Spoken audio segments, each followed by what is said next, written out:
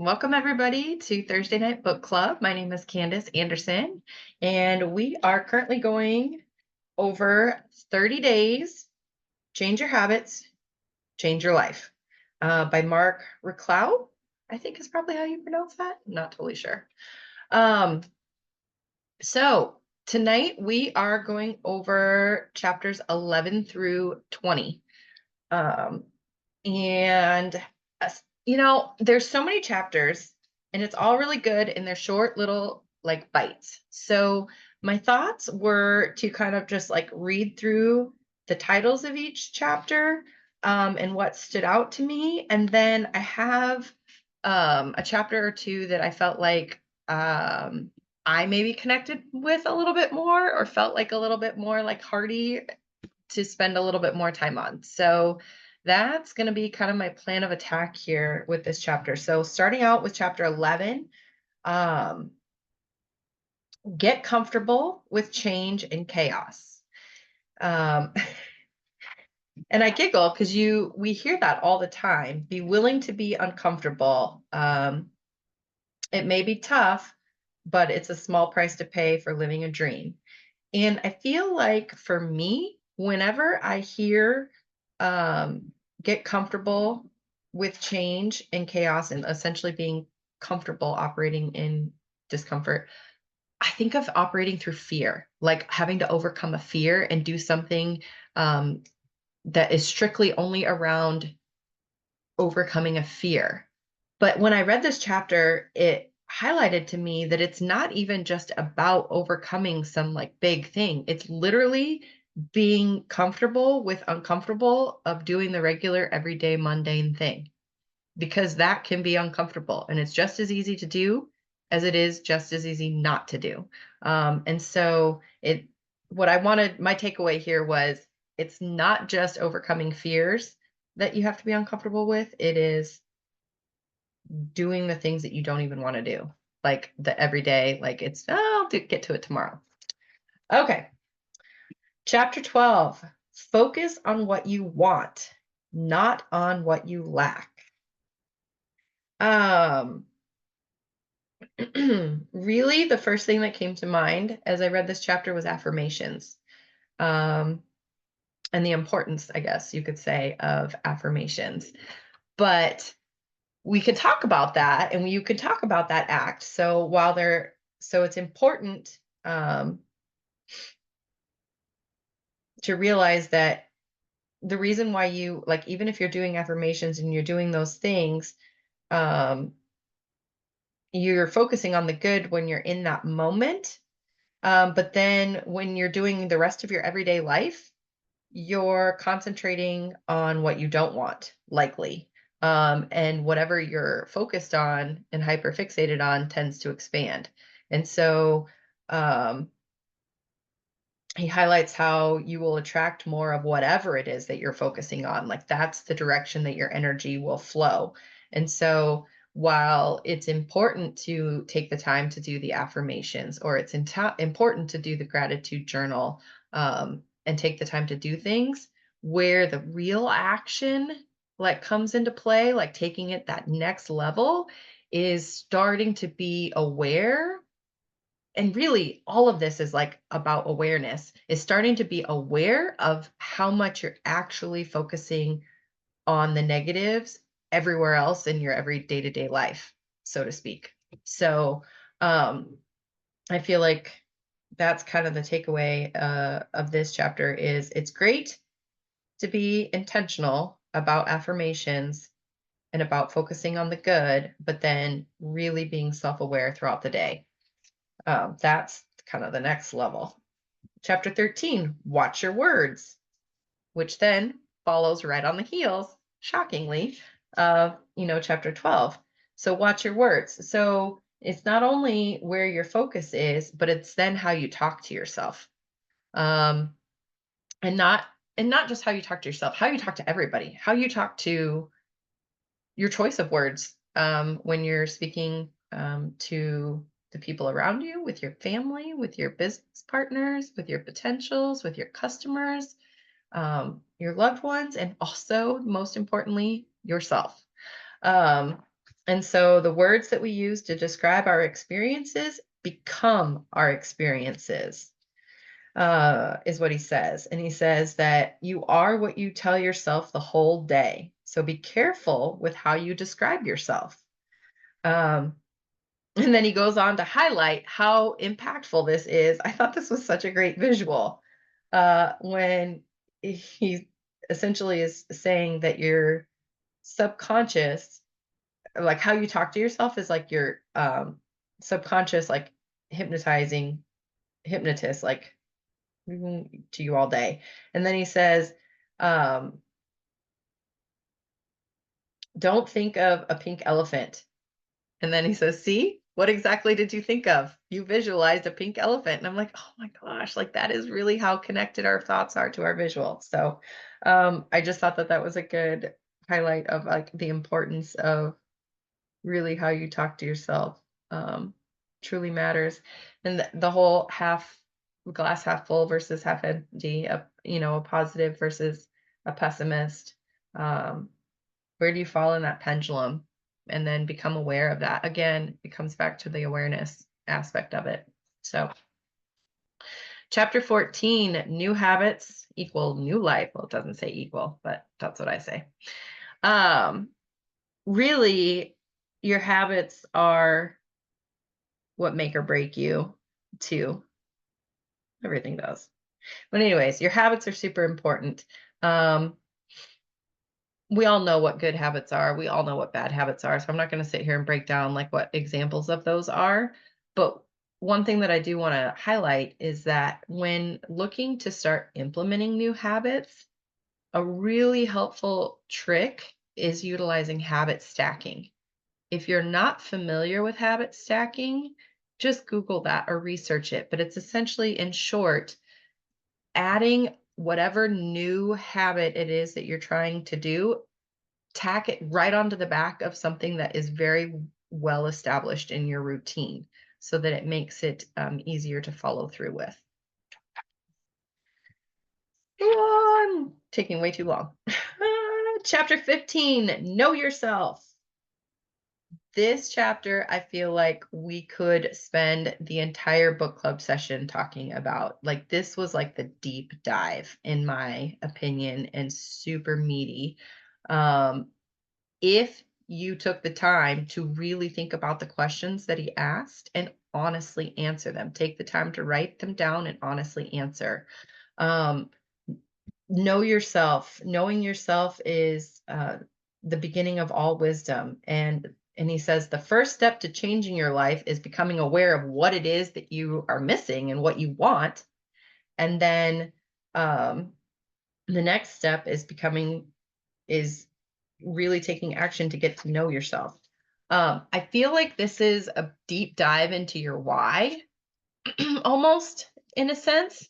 And there are definitely questions in here that I feel like we regularly bring up about what it looks like to deep dive into your why.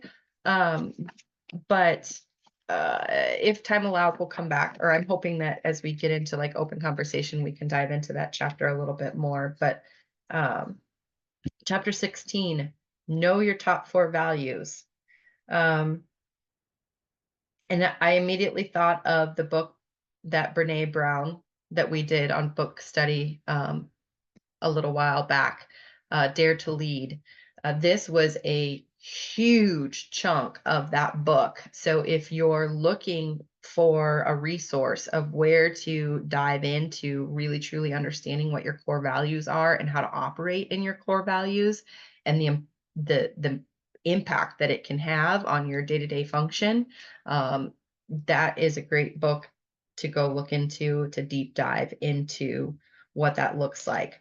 I did not have an opportunity to go onto his webpage to download the free list, but Brene Brown also has a list that you can go through. But I like how he gave us the steps of like how to break it down, to start broad and then take the next steps of, narrowing it down to 10. And then you can kind of find wheelhouses of categories that they can kind of bucket into. And then from those, pick your top 4.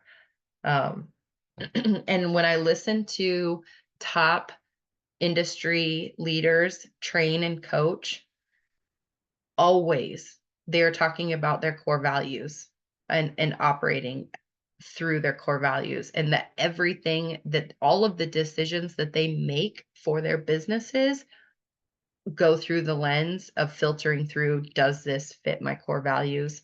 Is it for or against it? So um, really important. 17, know your strengths. So I have the digital book and I had a spot that I have to pull up. Um, know your strengths obviously makes sense. He talks about it's important to essentially operate in your strengths, and that what you focus on expands. And so if you focus your energy in that area, it's good to improve upon the strengths that you do have. But what really stood out to me was when he said, list your personal and professional assets. And I've never really thought about my surroundings or the people that I know or what I know as like an asset. Like, and when you're thinking about from a business mindset, um, you that seems like a natural connection, but I've never really tied those together. And so I just was grateful of the way that he put that together of list out your personal and professional assets. And those are, who do you know? What do you know? What gifts do you have? And what makes you unique and powerful? And I've just, like I said, I never really thought of them as assets. So it was a good verb mind shift for me. Chapter 18, honor your past achievements. Um, Essentially, the goal behind this act is to empower you to recognize what you have accomplished. And by doing that task and taking the time to do it, you're going to breed confidence. And when you strengthen that confidence, it's going to build upon itself. And it's this beautiful cycle. And essentially, it allows you, when you're focusing on the achievements that you've done, it tells your mind you're capable, it builds that confidence, and then it allows you to expand upon it, and it allows your mind and your brain to start looking for additional opportunities. That's the takeaway. It's a great cycle, and it's important to reflect upon and to celebrate yourself. I will tell you, I struggled to think of things to fit into this category. And I don't know if that's normal or not. I can't wait to hear from you guys to see if you guys struggled with that too, or if it was just a me thing. But it took me a minute to really like be able to recognize what I have done well and to give myself a pat on the back. So that might be a personality thing I need to work on. Number 19, write down your goals to achieve them. Essentially, when you write down your goals and give it a deadline, it takes it from a dream to a goal. And it helps declare to your brain that that thought or that act is important out of the 50 to 60,000 thoughts that we have in a day. I was like, what? How can we have so many thoughts? But we really do. But I liked how he highlighted that it is a way of signifying to your brain what's important. Um, and then it helps you, again, allow your mind to expand upon and look for opportunities and activities that help move you in the direction of that goal. So it's important to have them written down, to have them in front of you, and be chasing after them. He lists a great exercise in that chapter too. So if you didn't read through that, be sure to take a look at that. And then chapter 20 is next. It's all about rejection. And I thought that it was really impactful when he said, if you think about it, if you ask someone whatever and they reject you, nothing has actually changed. They weren't doing whatever with you before, and then they're still not doing whatever with you. And so the only thing, the rejection is not the problem, it's the inner dialogue that we put to it and associate with with the no or with the rejection that stops us from taking that step forward and moving forward. Um, and so I thought that that was a nice way of breaking down that it's really us putting all of the blah, blah, blah around it. It was really impactful. And that then it comes back to what we think and our thoughts. And it's important what we're what we're saying to ourselves. And so it's all intertwined. So anyways, the other really important part too, um, when it comes to rejection is that he highlights it's a numbers game. We talk about that quite a bit in this industry. We talk about that when it comes to our reach outs and our conversations and the number of conversations that we're having. And this just reinforces and solidifies like, yes, it truly is. And if you think about it, in the example that he gives, the ladies' men out there, the reason that they are successful is not because they're really that like great. They just weren't afraid to keep asking and finding somebody who wanted to have water with them. So anyhow, all right. I will stop talking and open it on up to everyone. I would love to hear some of your thoughts and takeaways. Excuse me.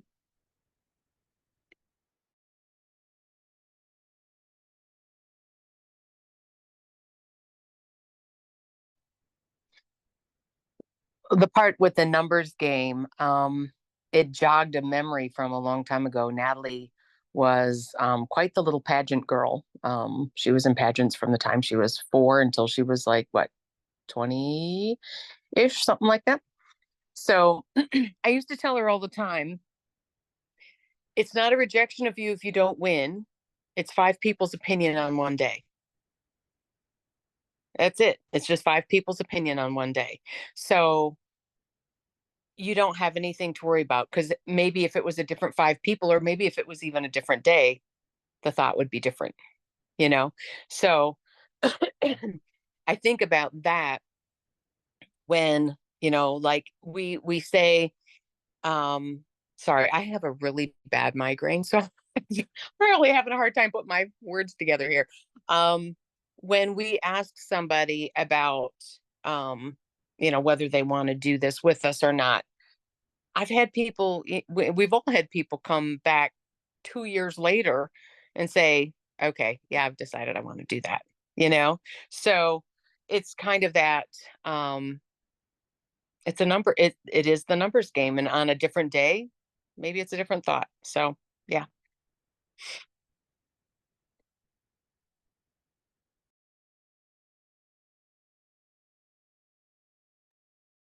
Thank you for sharing, Becky. That's so true. It's a great perspective.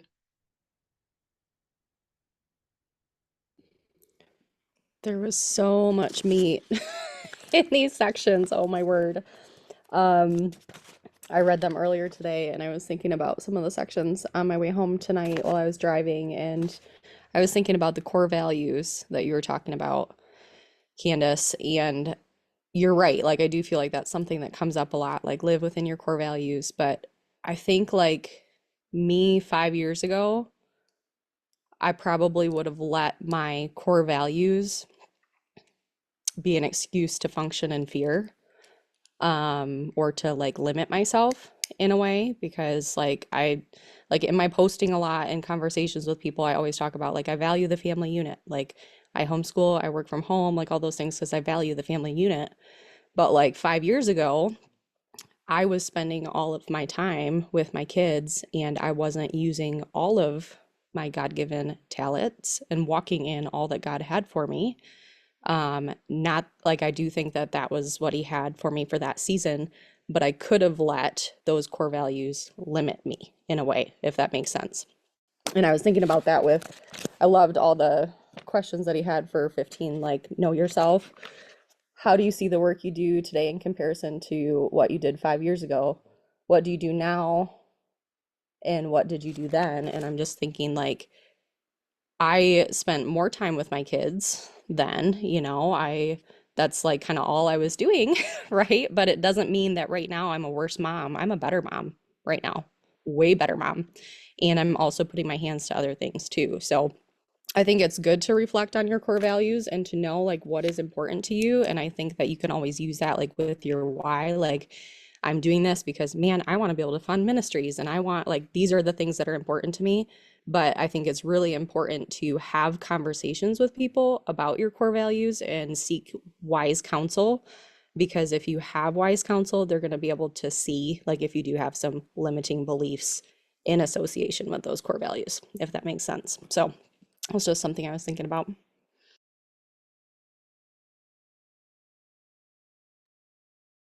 So good. Didn't even think about letting it be the excuse. So I'm really glad you brought that up. That was really good.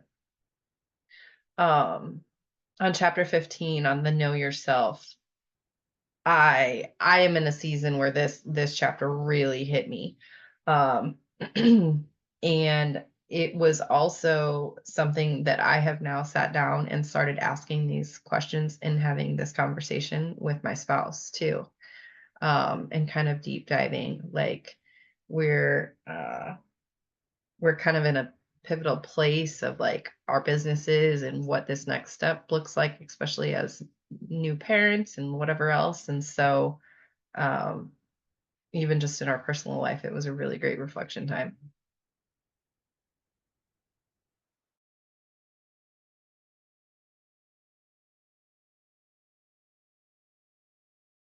Something that kind of came to mind with chapter 18 for me and thinking about, I think it's one very, it's talking about focusing on your successes, right? But the opposite that he mentions is, what's not going well. And I think it can be very normal when we're struggling, when things aren't going, we miss goals or they're not going how we want them to go, to have that be like the main focal point, right? It's affecting us. It's in our face. It's all these things. And I think a really good habit to get a good thing to have as a habit is to when we have these thoughts, when we have the downside of things and all that's not going well or don't think is going to work out or whatever we could say or ruminate on, is to,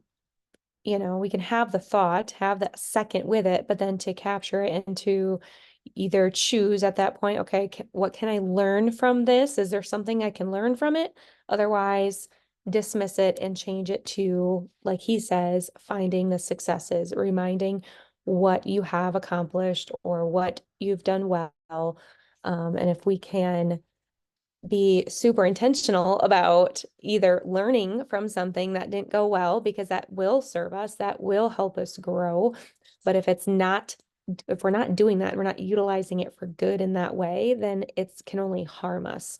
It can only hold us back. So being able to quickly switch that to, and if we can, like Candace pointed out, it was really hard to think of the successes. So if we don't utilize these questions and actually take the time to do it, we're going to have a hard time flipping the script and focusing on the successes if we can't even be honest with ourselves and think of them, right? So taking the time to answer the questions so we have that in our back pocket to be able to flip that script when we need to.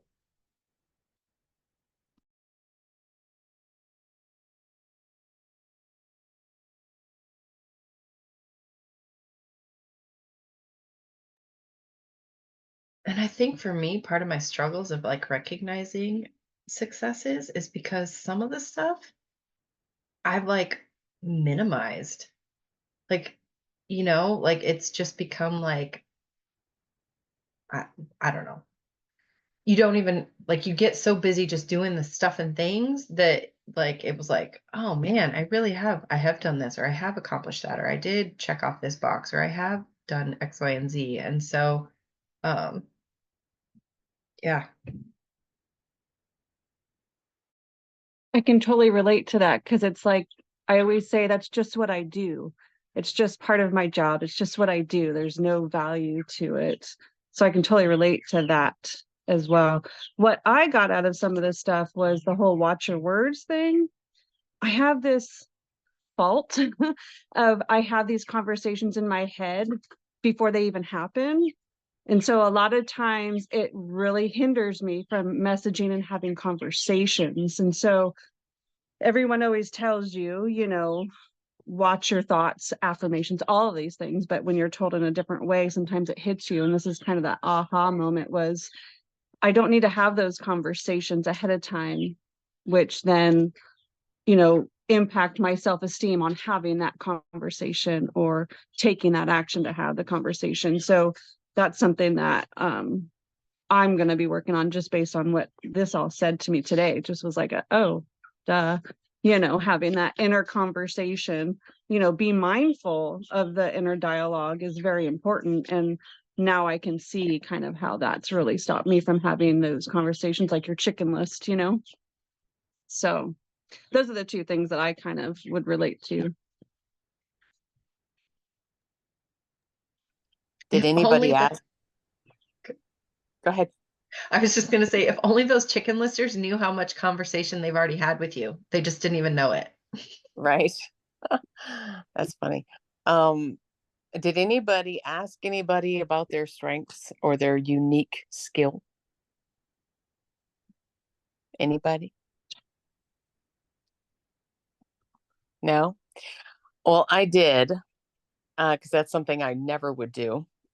So yeah, I'm doing mine on Audible. So I wrote down what I could while I was working today. So I sent it out to 6 people and 2 people actually answered. And wow, you want to talk about something that's incredibly humbling. I've never, in fact, Natalie will be attest to this. I will say all the time, I am not good at casting vision. I am not good at that. I'm not good at doing that with people. And my son was one of the ones who answered back today. And not to brag, it's just, it was for me, I was like, oh, wow, you know, vision casting was one of what he thought was one of my strengths. And I'm like, wow. And then he said, I think your strengths, all of your strengths together give you a unique skill of connecting deeply with people, inspiring them when they need hope, relating when they need to talk, sharing your knowledge and life wisdom. And it just like set me down. I mean, I started tearing up and I'm like, wow, that's not anything I would have expected, you know? So I think that it is an amazing thing maybe to reach out and do, because when you're struggling to see what your successes are or what that character, you know, because I'm like, I don't know what my strengths are. No, you know, I've got a couple in my head, but I'm like, but what do you see? You know what I mean? That you want, though, like Leah said, you want that wise counsel, and you want it to be people who know you and who see you for who you really are. And it just, I don't know, it just kind of, the fact that he put vision casting on that list, I was like, oh, well, look at there. Which just, I don't know, the whole thing, it just was really, really, really humbling. And I would encourage anybody and everybody to at least send it out to a few people who know you well and see what they say, because you might be surprised.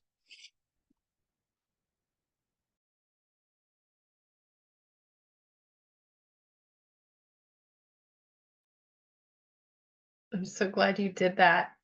And I wonder if the answer, if vision casting has maybe dropped onto his list based off of the growth and effort that you've put in over the years, but you just maybe haven't recognized and caught up to the work that you've done too. So I think, like in my mind, I'm like, I wonder how much stories we're still telling ourselves of areas where we have struggled, but that Probably, yeah, the I would work agree with that we have done over the years, but we've yet to like let our brain accept and catch up to the work that we've done. yeah, that's good.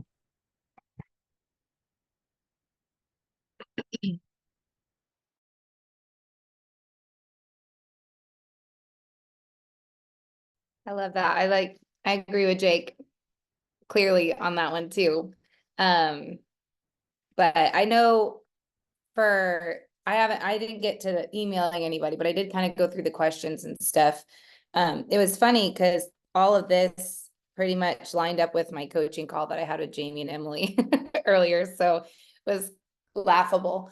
But I'm finding myself in a weird season of trying to like scale back. I know that sounds weird, but I just have totally overfilled my brain and my plate and my expectations and my standards for myself, like everything. I just like held myself to this crazy, ridiculous person that I think I should be operating at, and it's just not sustainable. So I'm in this weird season of like scaling back. And so the whole like, you know, most of us think that to change our lives, we have to make huge changes, then we get overwhelmed by the hugeness of the task, end up not doing anything, and then we get stuck with our old habits. And I mean, we see that like when people commit to like, oh, I'm going to go to the gym and like cut out all sugar and do all that, and they like go crazy with it. Well, they don't stick with it very long. But if they just would say like, I'm just not going to eat after 7 and just start there at night or whatever, you know, whatever it might be, I don't know. But that, you know, that's sustainable, that you can hang on to. And so that's something I'm working on with myself. So that stood out to me. And then when he also said, if there's a big difference between the life you're living and your values, this might create suffering and tension. And it's funny because in one of the things I wrote down is that I function better when because I've been doing all the workbooks and trying to process myself. I function better when I've had like a good night's sleep. But I'm really finding myself staying up super duper duper late with David lately. Like we'll either play cards while sitting in bed, or we'll watch a show, or we've been like, I don't know, like it seems like we spend all day doing other things. We finally like, you know, we'll like go to bed, but we're not going to bed because we're talking or watching a show or we're playing Uno or whatever. And so the next thing I know, we're like, oh, it's midnight. We probably need to get to bed because we have to be up super early in the morning, and then I can't function the next day. And so I'm like, I need to be more disciplined in that area. And so I think I just live in this state of constantly busy all the time. So in my mind, I'm busy. I'm not lazy. I'm not a lazy personality, but is my busyness lining up with, and this kind of ties into where she said, or he, not she, he says, in chapter 19 with goal settings, in this moment is what I'm doing, bringing me closer to my goals. And that reminded me of what we were talking about earlier, Jamie and Emily, where it was like, I don't know if you guys watched that thing from Trisha Agar in the BU page, but she says like, is that what I'm doing right now, is it going to make me a ton of money? If it's not going to make me a ton of money, it's not worth my time. And that's something I've been trying to attach to all of my tasks with my business, with my decisions that I'm making in my life. Like, is this going to make me a ton of money? Is this taking me closer to my goals? Is it taking me further from my goals? And we talked about it in the beginning of the book when he talked about every decision you make is the product of your life. And so it's like every decision I make, is this bringing me closer to my goals or further away from my goals?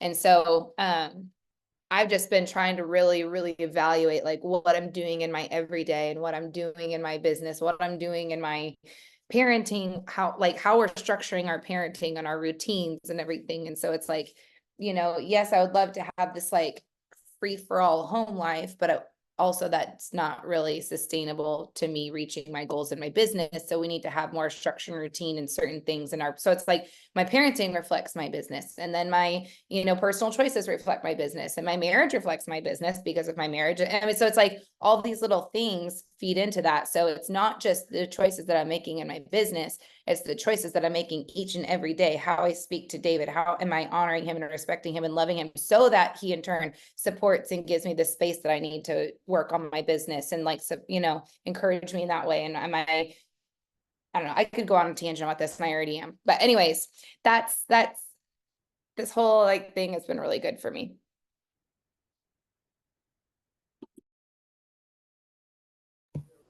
I totally agree on all of that, Natalie. You have said that very well. And oh my goodness, since you brought it up, I had a very come to Jesus moment too with Jamie this week. And I still haven't like nailed down what it exactly is, but we're working on it. But chapter 12 and 13, like focus on what you want instead of what you lack. And I'm constantly focusing on what I'm lacking. And what I want never surfaces. It just doesn't. Like so I'm working on that. So this chapter was amazing to me. And then just the power of your words and your thoughts. But then where does he go? Chapter 16. And I read this a few days ago, so I'm not quite sure what. So bear with me. But my ultimate goal is what I wrote down here is to hear, well done, good and faithful servant. Right. And I want to hear it just as a daughter of God, and I want to hear it as a wife and a mom. I want to hear it as a homeschool mom. I want to hear it in my business and how I can impact people and lead people, learn from people, admire people. And, it brought me to the song, Build a Boat. Do you guys know that song? If you get a chance, just listen to that in respect to, I know it's a very spiritual, wonderful song. It's like one of my like flagship songs, but it talks about wandering through the desert, kind of like how we feel like sometimes we're spinning our wheels, but we're doing all the things and maybe there's not a lot of fruit coming yet, but rain is coming. Your rain is coming. Believe your rain is coming. And then you just decide like Noah did, right? He was obedient and he built a boat where they said it never rained, right? And here we are, like all the tools, we are equipped. We have all the support we need. And if ever you felt like, actually, this is what God wants me to do, right? Like if ever you felt that, like don't ignore that and keep going back to that part because that is what's going to sustain you through all of the normal parts of overwhelm and decision fatigue and all of the things, right, Jamie? So if ever it's raining in Vegas, you know where to find me. I'm going to be off in the desert somewhere, just like God's promised rain is all over me, and come and join me because I think that somehow as a team, we should totally stand in the rain and listen to that song.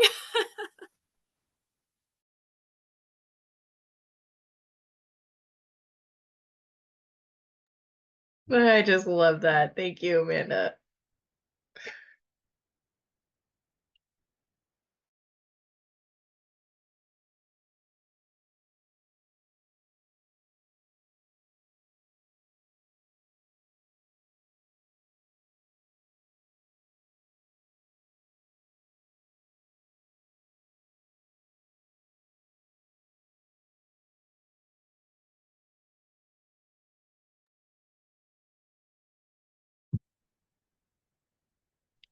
Well, friends, I know we go ahead. Sorry, I was gonna Go. say real quick, just to follow up with Amanda, that the words that we hear, or sometimes when that overwhelm comes in, I think like what comes to our mind often, at least like the self-talk that comes, is a lot of negative sometimes, or like that voice of condemnation, or like you're not being mom good enough, or not being wife in your fullest capacity, or not doing your business to its full capacity. And just to like be aware of how we're talking to ourselves, but to also recognize, like, especially if you're a believer, that voice of condemnation that comes just telling you that you're constantly not living up in any of these areas, especially in those core values that mean so much to you, that is not God's voice to you.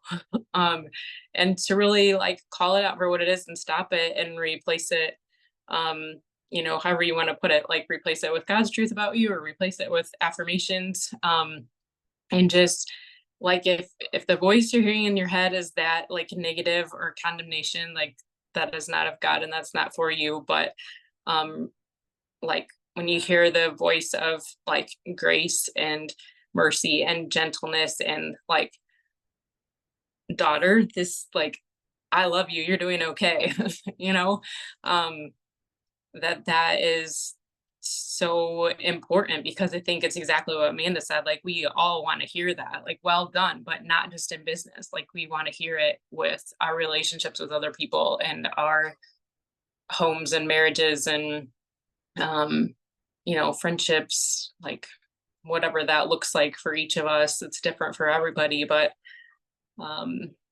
yeah, just to really kind of catch that and stop it if what we're allowing ourselves to like speak to ourselves over us, or being like listening to the enemy and letting him gain foothold, just to recognize that that's not truth about any of us, and to really like speak gently to ourselves.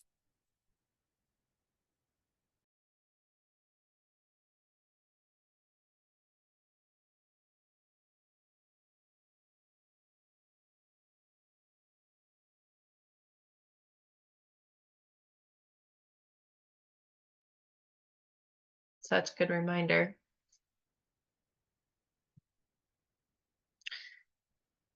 I love the discussion that we are having tonight, y'all. Thank you for showing up. Thank you for being here. Thank you for being real. Without us being willing to share and to give back, we can't grow. Like, if we're not contributing, like anyways, I'm sucking at what I'm trying to say here, but in other words, thanks. Thanks everybody for being you and for showing up and being here live and contributing and giving back and sharing with all of us. So it was a fantastic evening. And unless anybody else has any last words of wisdom to share, I know we are going to touch long here, but we'll wrap it up and call it a night. And we will still see you here next week. And then the following week we'll be in convention, and I'll see you all in person. All right. Have a good night, guys.